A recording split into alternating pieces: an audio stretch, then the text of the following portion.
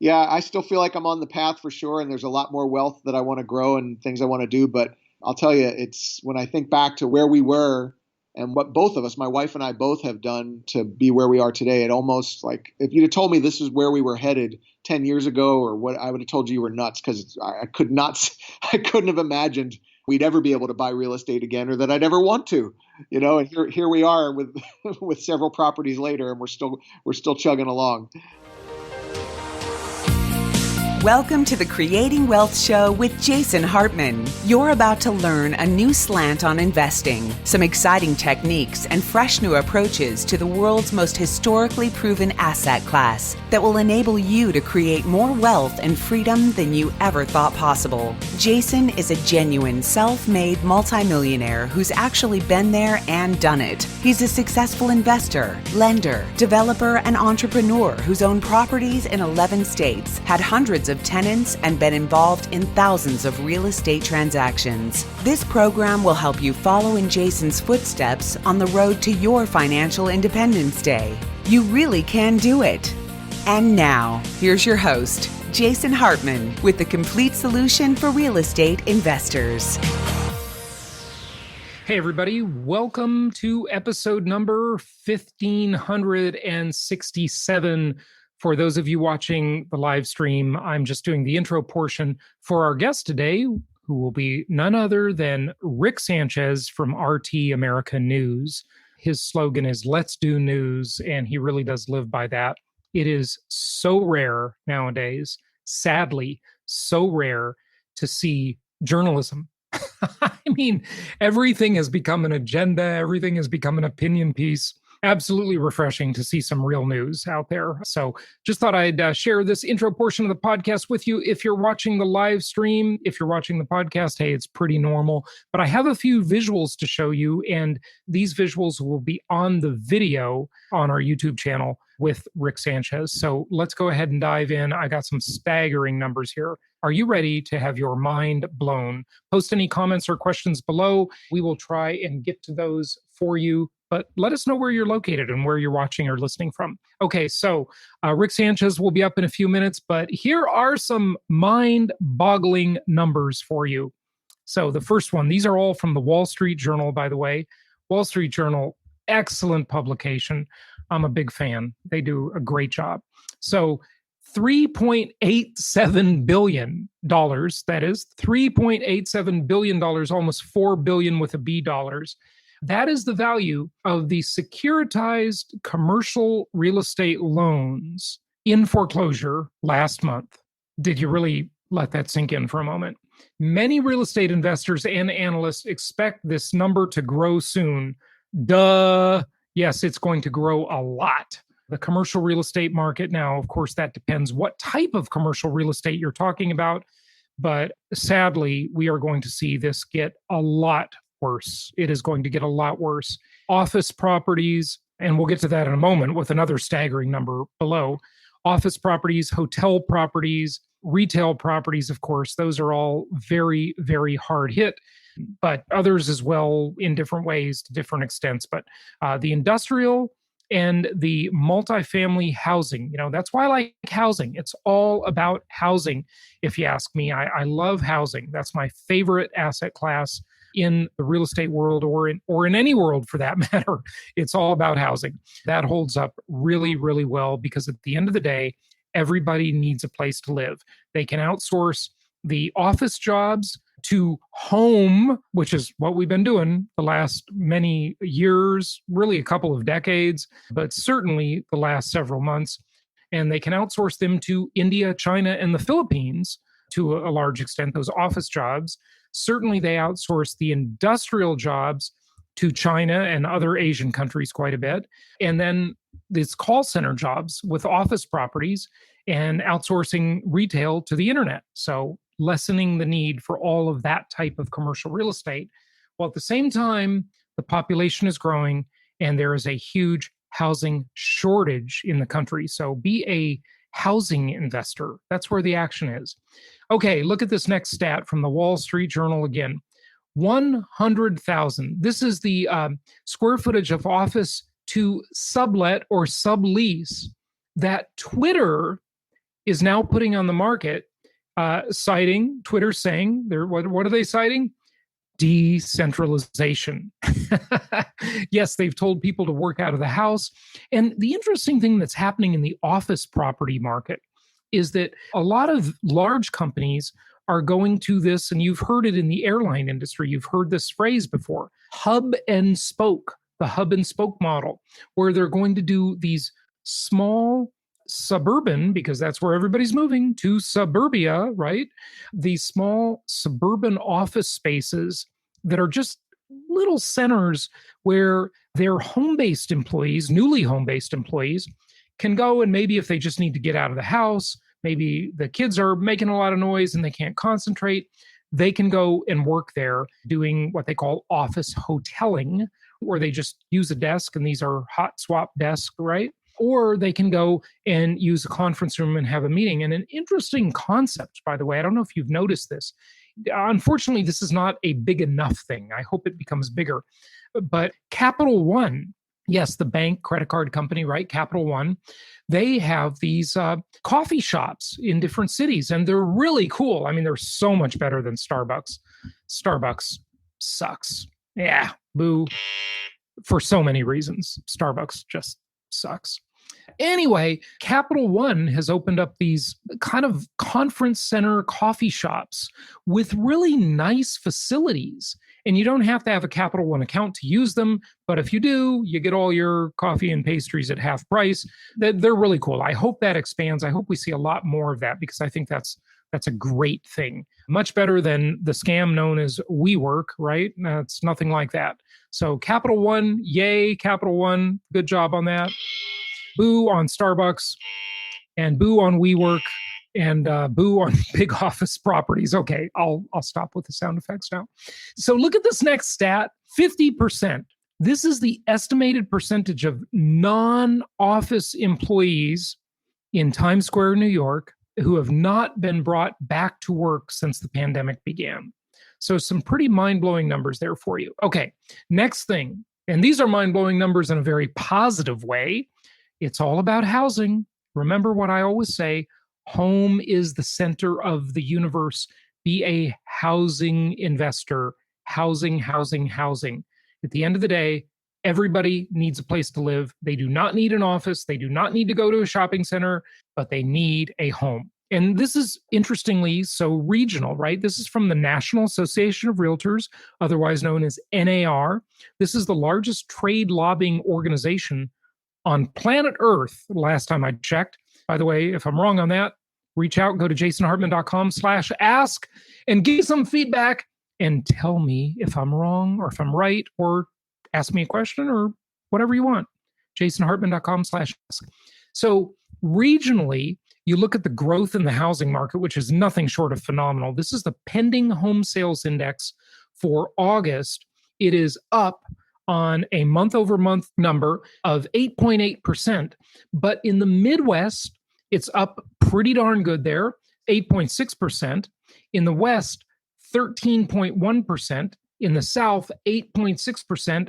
And in the Northeast, the hardest hit of all of these markets, it's up because a lot of the New Yorkers from the city and Washington, D.C. and Boston and any high density area moving to lower density markets. So that has sustained that one maybe better than you might think. It's still up, but it's only up 4.3%, the worst of all of the regions.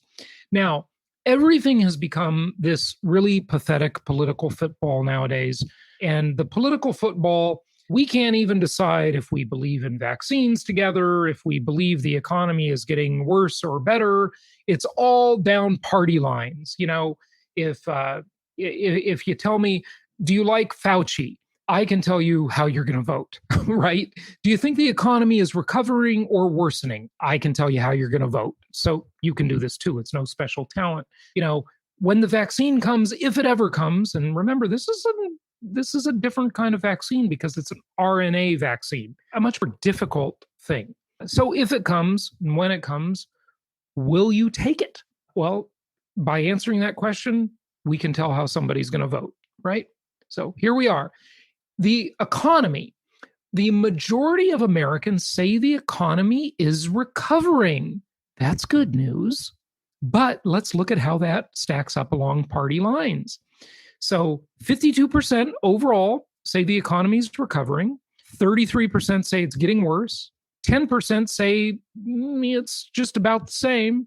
And 5%, they don't have an opinion. Okay, so fine. But when you look at party lines and you look at Democrats, only 34% say things are getting better versus Republicans, 76% say things are getting better. Wow. That is a mind-boggling difference. A mind-boggling difference. How do you move from 34% of Democrats who say, okay, things are getting better, to the Republicans who say 76% of them, things are getting better? Now, how about things are getting worse? Well, Democrats, 48% of them say it's getting worse. Things are not looking good. But Republicans, only 14% say things are getting worse. So do the Democrats just look at the glass as half empty and the Republicans look at the glass as half full? Are Democrats naturally more pessimistic and Republicans naturally more optimistic? Or does it depend who the current administration is? I don't know. What do you think? Post your comments below, okay? And let me know what you think about that. This gap is absolutely mind-boggling. It's just amazing that people could be so different in their views. They're in the same economy. Well, not exactly. They're actually not in the same economy, because depending on where you are on the socioeconomic ladder, depending on what type of job you have or what type of business you have, that will obviously make a difference. So yes, we're in the same macro economy, but we all have our own micro economy. So little distinction there. Okay, so let's get to our guest, Rick Sanchez. Remember, we've got our pandemic investing event coming up. Go to pandemicinvesting.com and register for that virtual event. It's on Zoom, so it's super easy to attend. And we've got early bird pricing, and we are really going to help you understand what is going on and how uneven this recovery, if there is a recovery, how uneven it is and what to do about it, how to manage your portfolio, how to make investment decisions in these absolutely crazy times in which we live. So without further ado, let's get to our guest, Rick Sanchez. So it's a great pleasure to bring to you someone who is usually interviewing other people, and he kind of softly promised he wouldn't be interviewing me today because I'm interviewing him. That is none other than the great Rick Sanchez. You know who he is. You've seen him on RT News. What I love about Rick's segments and his philosophy toward media, which we'll explore today a little bit, but I think this is his philosophy. Maybe I'm speaking for him, but he's a bit of a maverick. You know, he really believes in something called news. I know that may sound like an outrageous thing in today's world because it's so agenda driven and everything's so politicized. Where have all the journalists gone? I mean, it is especially the investigative journalists. So it's really great to have him on the show today. Rick, welcome. How are you doing? I'm doing great. You know, it's funny. I should probably let our audience know if they're not familiar with the fact that I've had you on my show a couple of times. Yep. Because I see you kind of as the consummate expert economically, but specifically in real estate, and not just theory of real estate, but actually working it with your own hands from the ground up. And that's what I think is so cool. That's why, you know, I'm just wondering, I don't know if we've tackled this question when we've been on the air on the news with Rick Sanchez, where we're now getting upwards of millions of people tuning in, because it is very different from anything offered here in the United States. And we're going to go into that. I got to ask you all about that. It really is a fascinating concept, what's happening with news nowadays. But let me ask you something that's dear and near to your heart, and that is this uptick, this surprising revelation of people buying homes up the wazoo. Yeah. And if they're doing it in such a way that's not going to cause a huge backlash down the road. Like, I'm thinking people worry about delinquencies in the car business and in other kinds of businesses where people have to take out loans. What's going to happen when people don't have money in their pockets? What's going to happen if the unemployment doesn't come down? Are you worried about that? Should we be? A little bit. Now, you promised you wouldn't interview me, and you're already doing it. It's a habit. I can tell. But, definitely a little bit. And like I've probably conveyed on your show, Rick, and I've done on the podcast before. I know you listen to the podcast, and thank you for listening. It depends where and in what price range. I think this necessity housing is going to be fine through all this. But let me tell you, I think all of us 3 months ago, we thought the world was ending. I mean, nobody knew what to expect. Three months ago, I said on my podcast, and people couldn't believe I said it. I said, if you are a new investor who's just saved up the money to buy your first 2 or 3 properties, we don't want your money. Just wait. If you wait 2 or 3 months to see how this thing pans out a little bit, it'll be okay. Just don't do anything because we were very unsure. And what I think this is proving, this sort of artificial boom in the economy and the stock market, number one, it's a very uneven situation. Some people are really struggling. Others aren't. Others are doing very well. It's a very mixed kind of thing. But also, just that the whole economy, not only of the US, of the entire world, is built on a house of cards. Yeah. It is fake, okay? I think we're all getting the sense now that no matter what happens, I mean, we got this sense during the Great Recession, the government and the Fed is going to come in and just fix it all, which is probably a dangerous idea. But I'm thinking, though, and I'm nowhere near as smart as you on this. No, you underestimate yourself. There's some other things where I may be pretty smart, but it's not on this. But I was talking to my wife about this the other day. Even if the average person out there is investing in real estate, I think what happens if there is a downturn is there will always still be people who need housing. Yeah. So whether there are fewer people who can hold on to their properties, right, that does not mean... Rick just came off set, and so you're at the station, right, in Washington, D.C.? Yeah, isn't that amazing? And then you go back on the air here in a little while, right? It's right behind me. In fact, I'm going back on the air in a little while to finish. Because of the COVID situation, what many newsrooms are forced to do right now is they have teams of journalists working at one time. So normally I would come in and I would do a couple of shows, the primetime shows, 7 o'clock and 8 o'clock. Right now I'm doing the 2 o'clock, the 3 o'clock, the 5 o'clock, and the 7 o'clock. So, and the reason we do that, it makes sense, is if somebody goes down in one team, it doesn't knock out the entire operation. You could always bring in the other team. So that's kind of what we're going through right now. So it is a little bit crazy in that there are long days and long schedules, and then you kind of get a week off, but not in my case, because the other team likes to have me on to do analysis the way I like to have you on to do analysis. Speaking of analysis, back to the final question, then I'll let you interview me. Sure, yeah.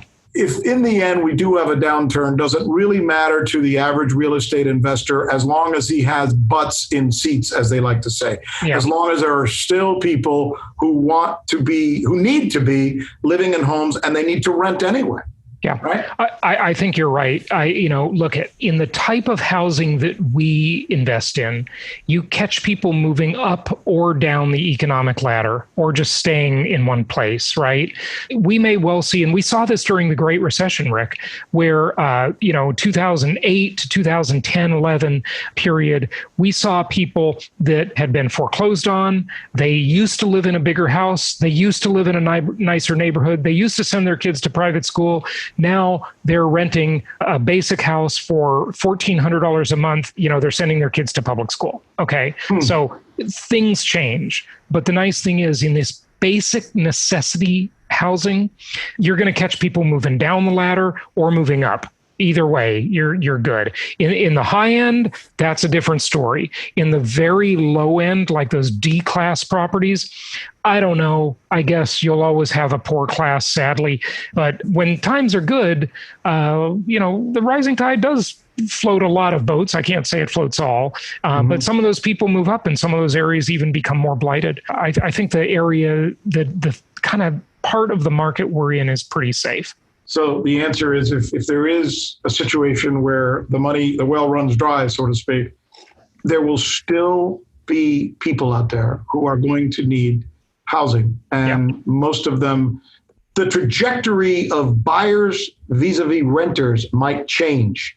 In a down economy, there may be more renters than buyers, but that doesn't really affect the real estate investor. Right. Does it? Right. Well, it doesn't affect the investor who is truly an investor. And for those of you just listening to audio, I'm doing quotes with my fingers, because an investor invests for yield. They invest for cash flow. Whereas a speculator invests, well, they don't invest, they speculate, they gamble for appreciation.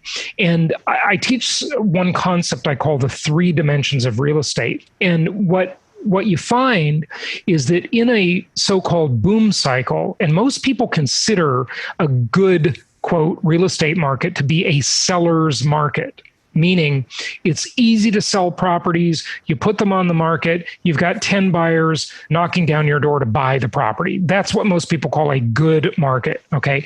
But is that really true? It depends what your perspective is, right? Maybe a buyer's market is better, right? Maybe, seller's market is better. Maybe the in-between market that I like to call a broker's market is better, because I find it very hard to operate in a really hot market like we have now. And we've had that for quite a few years because there's very little inventory and it's very hard to please buyers right now, okay?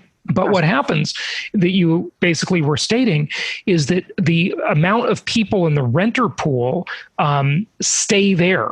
They can't move into the buyer pool because they can't qualify for a loan. Maybe interest rates are too high, housing affordability is too low, or they have bad credit. And so whatever this is, they can't buy. So that puts upward pressure on rents.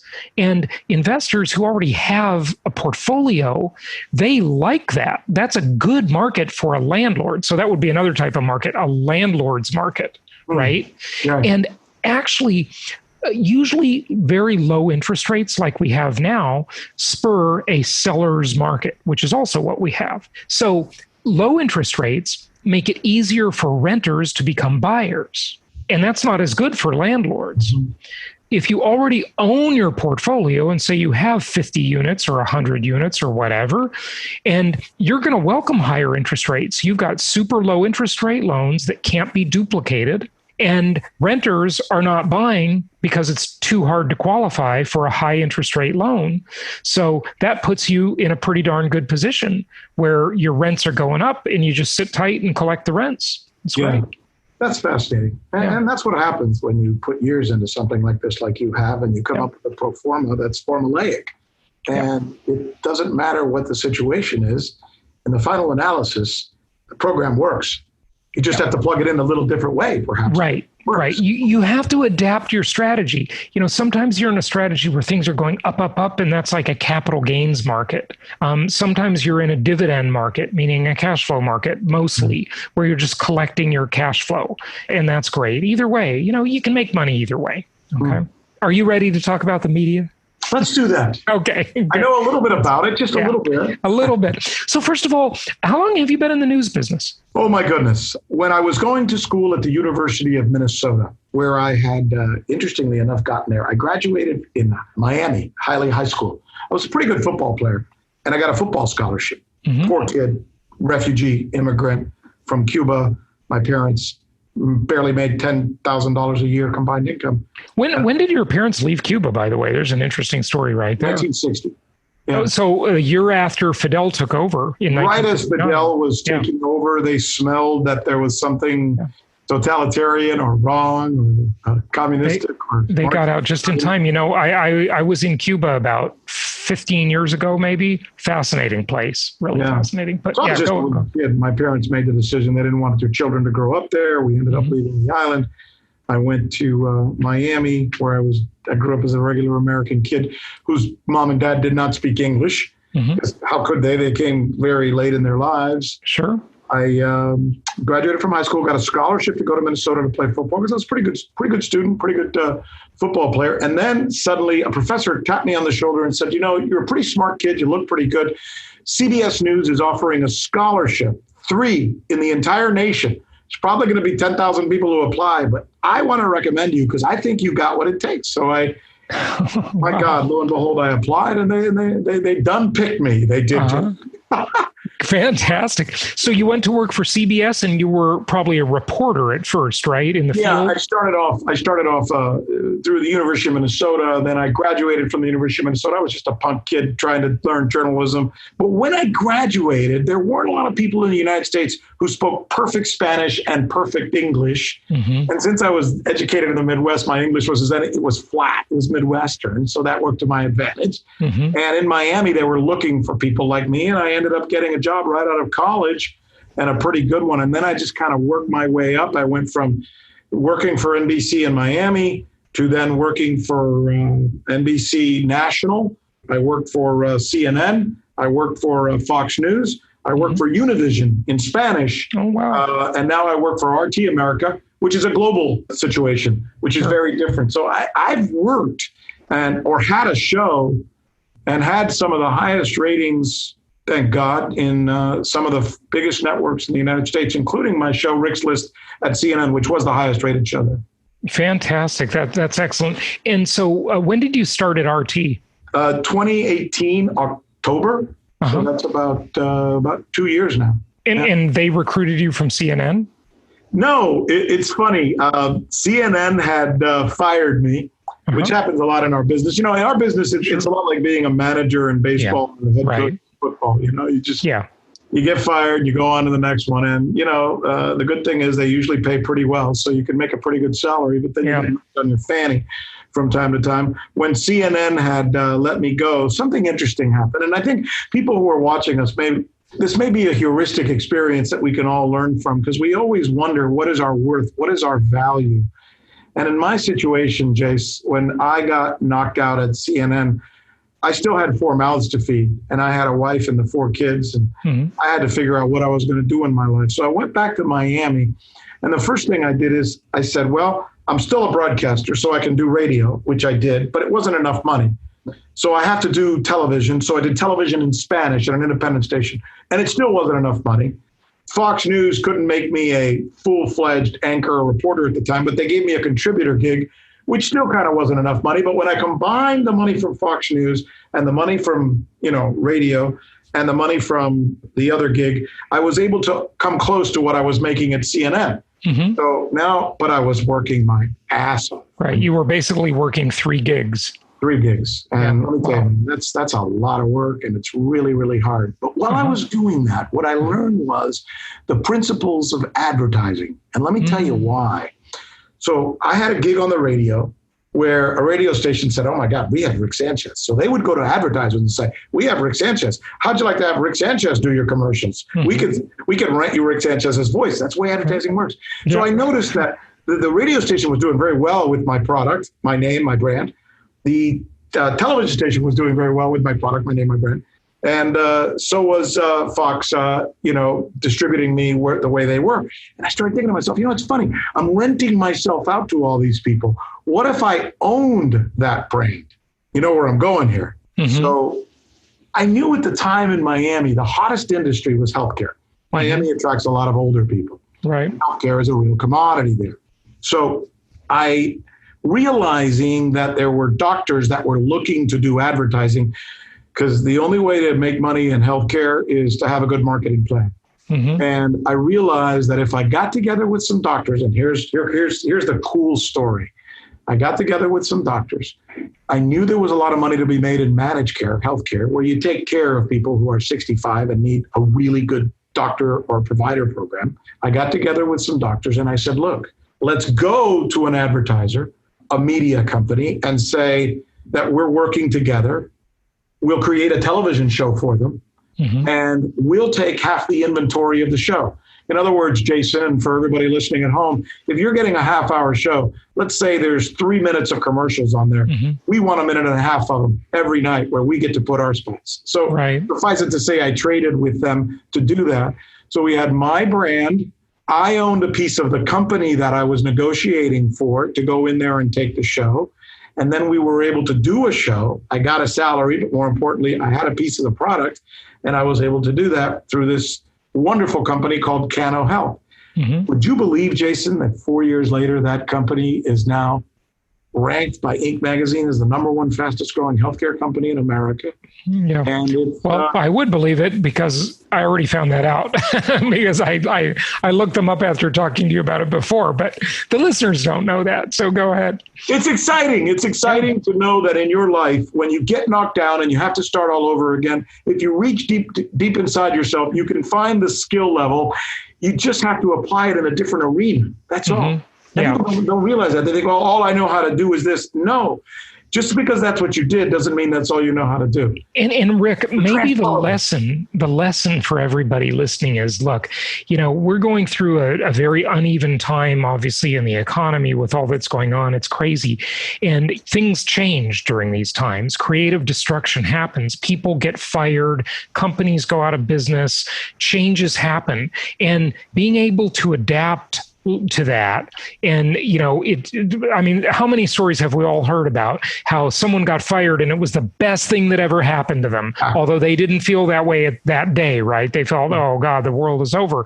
But then it turns out to be a blessing in disguise, right? That's exactly what happens. And, I would never have thought that day when I was fired and I was sitting in my closet at night crying because I didn't want my wife and my kids to see me that way. I never in my life imagined that I would go on to start a company that's worth probably over $1 billion. And that is now, I'm I'm almost in an investor status where I'm a very, very wealthy guy. I'm embarrassed saying it. Congratulations. That's the American dream. From one generation, poor people leaving Cuba and here you go. So that's right there is the American dream, folks. Could that have happened in many other countries? It could have happened. Certainly not in Cuba. Certainly not in Cuba. That's for sure. Unless you were with the government and you were on the inside, right? That's the one small group that gets that. Rick, that's a great story. Talk to us about the media business and the media landscape. Here's what I'm thinking. First of all, I've been following RT News for, 12 years now or something, maybe 10 years. And it's kind of weird. Here's, the Russian government is actually an investor in this company. Yeah. Okay. So they exert, I guess, some form of editorial control. But, the news stories are fantastic.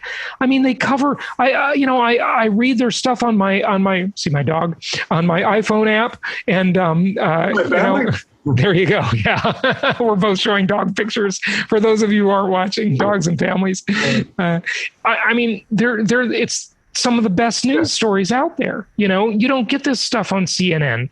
This is like kind of counterintuitive. I see where you're going with that. And I understand you're bewildered as I kind of am in many ways. It's bewildering. That's the right word. Yeah, it is. I do not trust RT to tell me what's going on in Russia. I just don't trust them. I think somehow they're going to be influenced. Right. Like in many ways, I don't trust the BBC, who is also an institution kind of owned by the government as well. Yeah, right. And I have a feeling whenever they do a story about Hong Kong, it's always anti-China and pro-Britain. Well, of course, Hong Kong used to belong to you, and now you sound like you're jealous. Yeah, but right. Whatever. We could go into all kinds of take stories one at a time and delineate what it is about them that makes the communicator bias. For some reason, when I say I wouldn't trust RT to give me all my information about Russia, I don't trust CNN or MSNBC or Fox or any U.S. channel and some newspapers when they give me information about the United States. I don't think anybody will disagree on either side of the political aisle. The mainstream news media has gone off the rails. Yeah, they have. It's insane. And, you probably know about this, but the New York Times has closed its offices and told all its journalists in quotes, to go work out of the house. So guess what they're going to see? They're going to sit on the internet and see all the things that are the echo chamber of what they already believe And that's basically going to be stories from this formerly venerable institution. The New York Times years ago was this amazing company. They're not investigating anything. There's a lot of reasons for that, though. And first of all, I will defend the honor of most journalists who are real journalists. I also understand, and there, by the way, are very few real journalists left, because most of the people on television, I'm not besmirching any of these people. I'm not besmirching Tucker Carlson. I'm not besmirching Cuomo or Rachel or Anderson or any of these people. The great majority of them are not hired because they're journalists. A true journalist is someone who has cut their teeth covering stories, researching stories, picking up the phone, calling people. Tell me about this. Tell me about that. Explain that to me, like I have done with you while I'm sitting here in this office preparing my newscast. Right. A journalist is not somebody who has a television show on some cable network who they hand scripts to, and he has 42 writers who prepare his material, and then he goes out there and puts on makeup and just starts reading. Yeah. Nobody writes my copy. I write my own damn copy here at RT. And I know that to be true because you interviewed me 3 times, and 2 of those times you sent me a write-up right off your own computer from your email address before the interview and said, what do you think of these things and these talking points? And, this is what I want to dive into today. So, yeah, I know. But those guys, and at the same time, if I were one of those persons that I just named and I was making $5, $6, $7, $8 million a year, which is what they're paid, right? Because there's so few of those positions, they want to take care of them. I don't want to use the word bribe, but let's just say that they are influenced heavily by a salary that makes them then not ask the questions that in the old days journalists used to ask. Right. And journalism has also changed in this way. There is more control now from the outside. Look, it used to be, Jason, I'll be straight with you. In the old days, there was some guy in Miami or in Wichita or in Kansas City who owned the local newspaper. And he owned the local radio station, and he owned the local television station. That's no longer the case. It's not one guy with the pride of his community. It's all corporatized. It's this giant conglomerate who owns your company and pays everything. And the salespeople in the old days, if they walked into a newsroom in the old days and started spouting off about what they think our coverage should be or why we need to do a story on this or that. No way. They would have kicked their ass. Yeah. Literally, they would have kicked their ass. There was a real divide between advertising and news. Absolutely. Yeah. That doesn't exist anymore. Yeah. The New York Times is influenced by their advertisers. They're influenced by Verizon. The people who sit on the board of the New York Times, the people who sit on the board of CNN or Time Warner, the people who sit on the board of all Disney, all these major media companies. There's something called interlocking going on in our society. You know that term. It's a business school term. It means that a guy on the board of one company, let's just say Raytheon, a guy who makes money on missiles, sits on the board of a company that does news. How convenient. Suddenly you're doing news stories promoting a war. Why? Yeah. So, and I'm just using that. And pharmaceutical industry is another great example. I mean, exactly.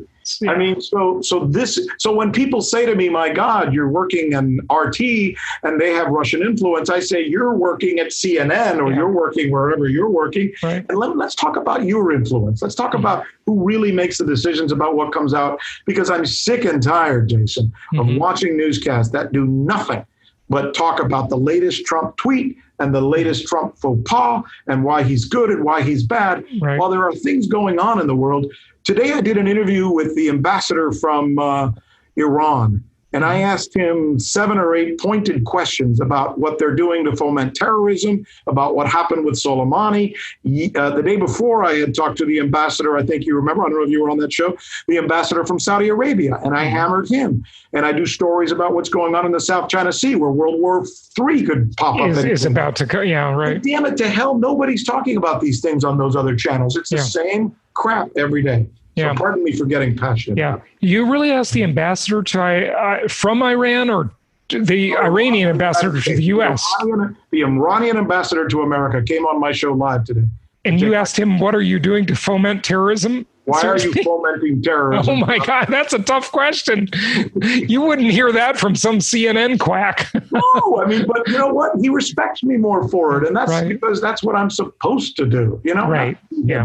Or beat anybody up, or Rick, Trump or anti-Trump. Hearing you talk about this stuff, the word that comes to my mind, and I love investigative journalism. I mean, that is like my passion, that and consumer advocacy.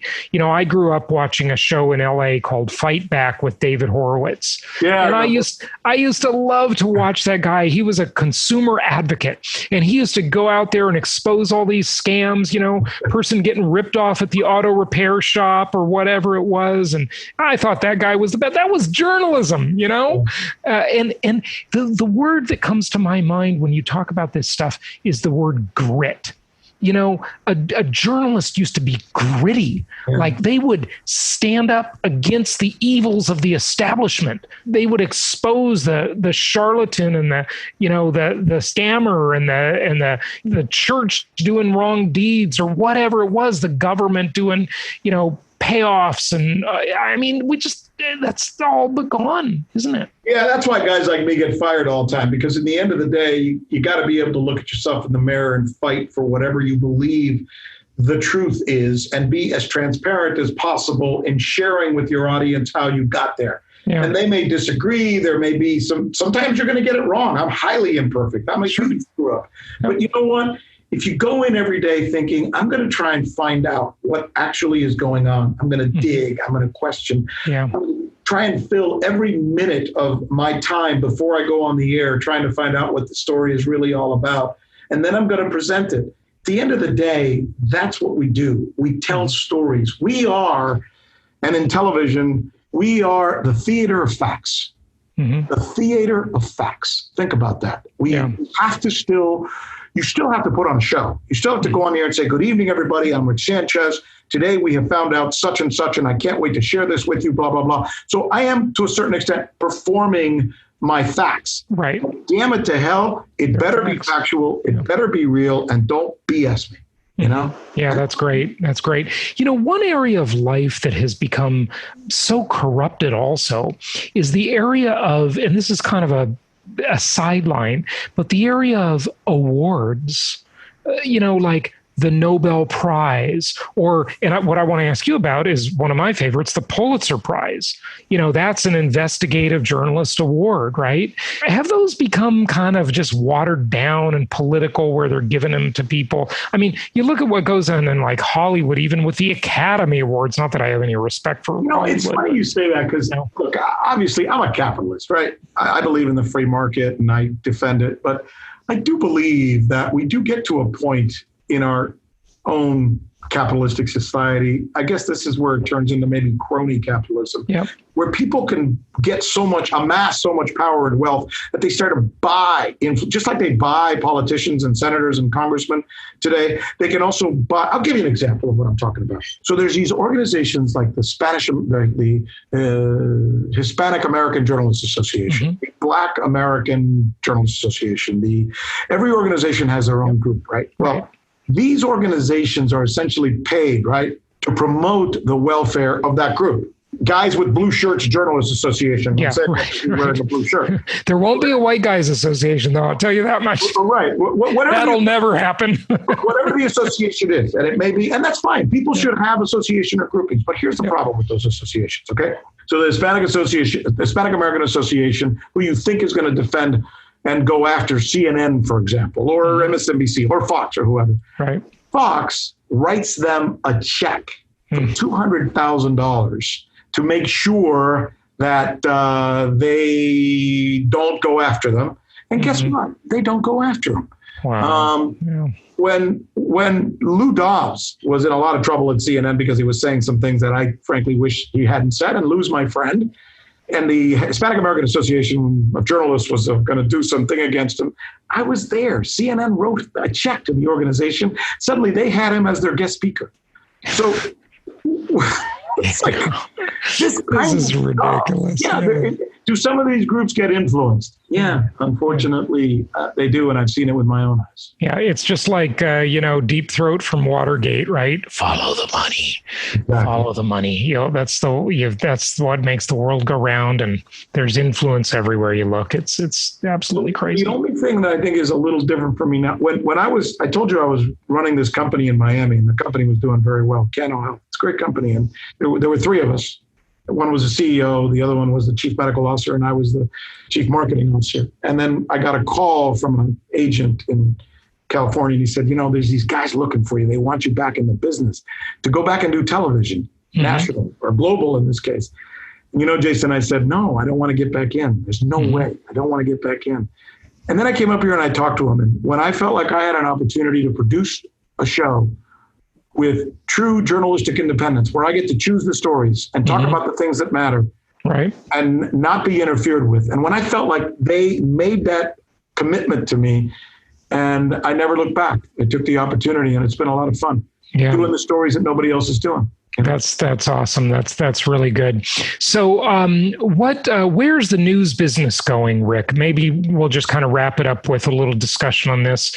Is there any hope for real journalism to come back? I mean, I do like the thing that you have all these small independent outlets nowadays. That's good. But the social media platforms are censoring everybody like crazy.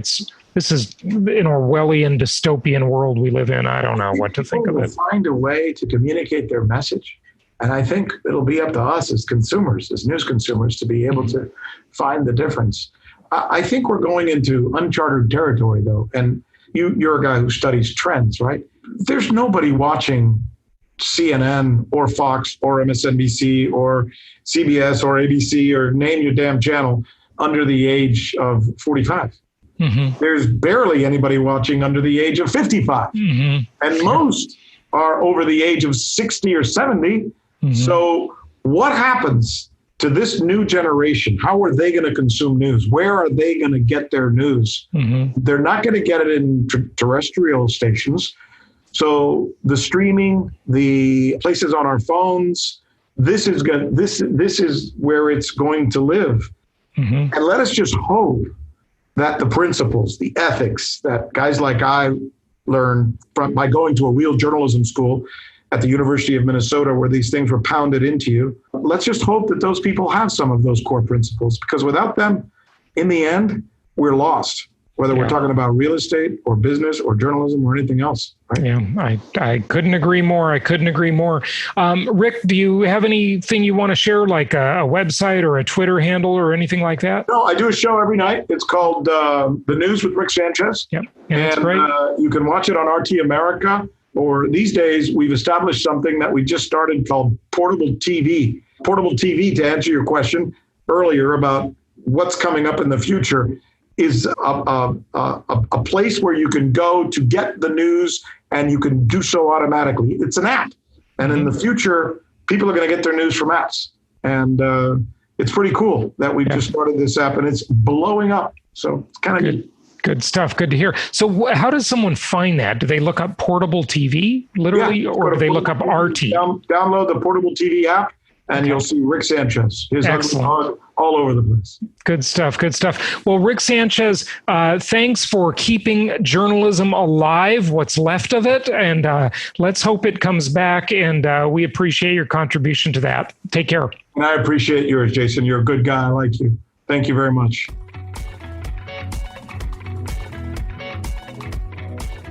Thank you so much for listening. Please be sure to subscribe so that you don't miss any episodes. Be sure to check out the show's specific website and our general website, hartmanmedia.com, for appropriate disclaimers and terms of service.